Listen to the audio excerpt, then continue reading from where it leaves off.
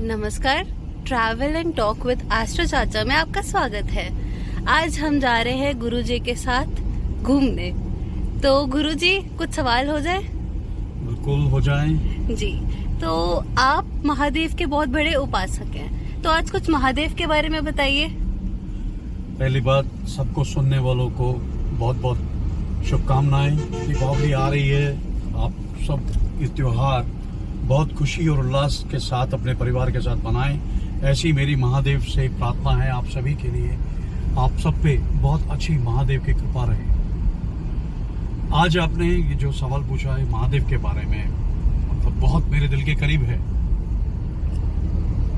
महादेव को सब जानते हैं कि वो नटराज का रूप लेते हैं, वो भस्म कर देते हैं, बात ठीक है, लेकिन उनसे ज्यादा भोला कोई भी देव नहीं है। वो सबसे ज्यादा दानी देव हैं।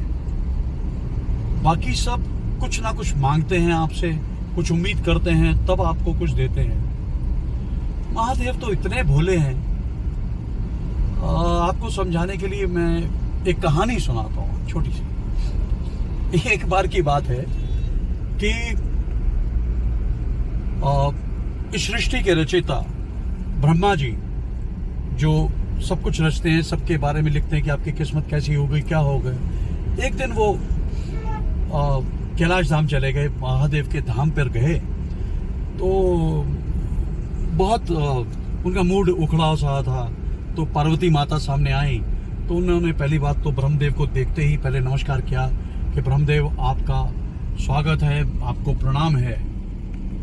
तो उन्होंने कहा, माता आपको भी प्रणाम है। तो उनका जवाब सुन के माता को लगा कि कुछ तो गड़बड़ है। तो ब्रह्मदेव से पूछा कि बताइए ब्रह्मदेव, कैसे आना हुआ? कहते मैं अपने ब्रह्मदेव की पदवी से रिजाइन करने आया हूं। क्या मतलब? कहते हैं कि भाई मेरा क्या फायदा, मैं सृष्टि का रचयिता, मैं किसी के बारे में कुछ लिख देता हूं कि मान लो इसको कुछ नहीं मिलना, और महादेव जिसका मैंने लिखा है कि इसको कुछ नहीं मिलेगा, गरीब रहेगा, रंक रहेगा, उसको उठा के राजा बनवा देते हैं। मैंने जिसकी कुंडली में लिखा है कि इसको तो चपरासी की नौकरी नहीं मिलेगी, उसको तो जनरल मैनेजर बना देते हैं, एमडी के लेवल तक पहुंचा देते हैं। माता पार्वती बड़े हैं, तो माता पार्वती ने कहा कि अगर आप अपने उससे अगर रिजाइन कर देंगे तो आप करेंगे क्या? कहते मेरे को क्या करना है, मैं बृहस्पति का जो है ब्रह्मदेव का करने के बजाय मैं शिवजी वाला रोल अदा करूंगा। अच्छा।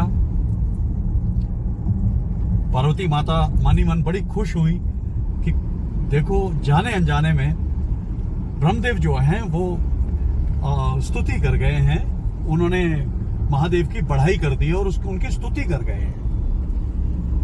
अब ये हुआ क्यों ऐसा हो रहा है कि ब्रह्मदेव ने ऐसा कहा? इसके पीछे एक और आपको कहानी सुनाता हूं। इस कहानी से जुड़ी एक और कहानी।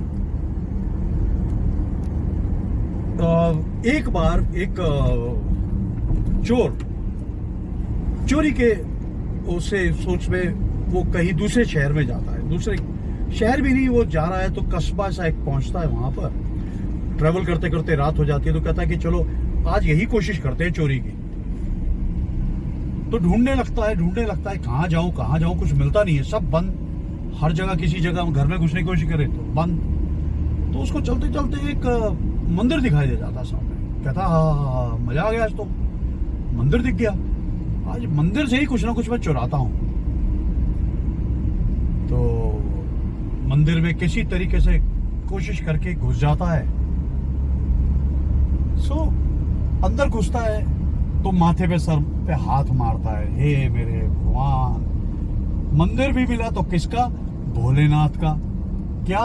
शिवलिंग के ऊपर ना कोई मुकुट होता है, ना कोई श्रृंगार होता है, ना कुछ। अब बेचारा इधर उधर देखे तो उसको कुछ भी ना मिले, क्योंकि चलो बाकी मंदिरों में तो कपड़े लत्ते कोई चीज कुछ मिल जाए, लेकिन महादेव का तो हमारे सादे साफ सुथरे बिल्कुल सीधे से भोले हमारे बाबा। तो कहता है चलो भाई देखते हैं अगर कुछ मिलता है तो क्या देखता है कि कुछ भी नहीं दिख रहा उसको। तो एक क्या दिखता है कि जो शिवलिंग है उसके ऊपर एक कलश टंगा हुआ है। आप सभी जानते हैं कि कलश में लोग लाकर थोड़ा जल डालते हैं और वो धारा प्रवाहित, वो जल की जो एक धारा है वो शिवलिंग पर चलती रहती है। वो कहता है चलो आज ये कलश से ही काम चलाते हैं, यही ले लेते हैं। लेकिन कलश तो बहुत ऊंची खूंटी पे टंगा है जहां पर हाथ नहीं चढ़ता है। आसपास देखता है कि कुछ मिल जाए कि जिससे मैं ऊपर चढ़ जाऊं और कलश को उतार लूं। सब कुछ ढूंढते टोटल परेशान, फिर कुछ नहीं मिल रहा। कहता है चलो कुछ नहीं मिलता तो हे बाबा मुझे माफ करना। वो क्या करता है, शिवलिंग के ऊपर ही पांव रख के चढ़ जाता है और कलश को उतारने लगता है।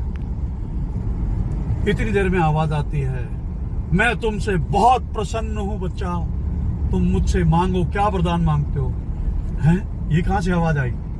परेशान हो जाता है तो देखता इधर उधर से कुछ नहीं। तो कहते हैं इधर उधर से क्या देख रहा बेटा, मैं शिवलिंग से आवाज आ रही है तेरे को।